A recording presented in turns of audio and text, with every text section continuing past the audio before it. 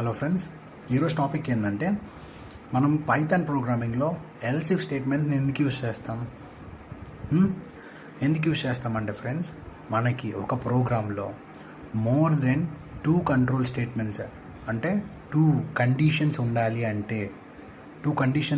అంటే ఏం యూజ్ చేయాలి? ఎల్స్ ఇఫ్ స్టేట్మెంట్ని యూజ్ చేయాలి. ఓకే, ఒక ఎగ్జాంపుల్ చూసేద్దామా? Okay,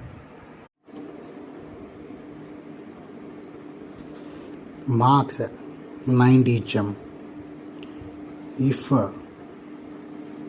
marks less then or equals to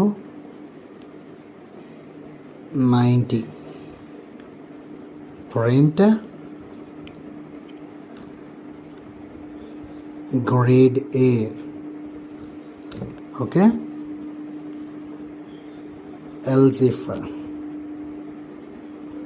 marks less than or equals to 70, okay, 70, print grade B. Okay, else print grade C. అర్థమైందా friends? Grade C. ఈ ప్రోగ్రాంలో కొన్ని mistakes ఉన్నాయి. ఏమేమి మిస్టేక్స్ ఉన్నాయో ఫైండ్ అవుట్ చేయండి, కామెంట్ సెక్షన్లో పిన్ చేయండి. ఓకే, నేను చెప్తాను చూడండి కామెంట్ సెక్షన్లో, బట్ పిన్ చేయండి. ఓకే, ఇక్కడ ఏముండాలి?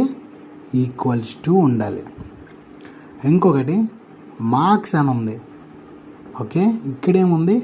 మార్క్ అని ఉంది. అప్పుడు వేరియబులే లేనప్పుడు ఇంకేమవుతుంది? అర్థమవుతుందా? వేరియబుల్ నేమే మార్క్ అని ఉంది, మార్క్స్ కదా ఉండాల్సింది. అర్థమైందా? సో మార్క్స్ అనే వేరియబుల్ నేమ్ ఉంటేనే అది ఇంప్లిమెంట్ అవుతుంది.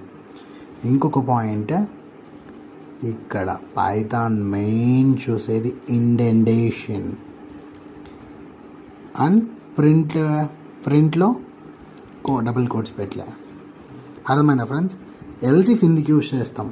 మోర్ దెన్ 2 స్టేట్మెంట్స్ కోసం ఎల్స్ ఇఫ్ యూజ్ చేస్తాం. ఓకే, అంత ఫ్రెండ్స్.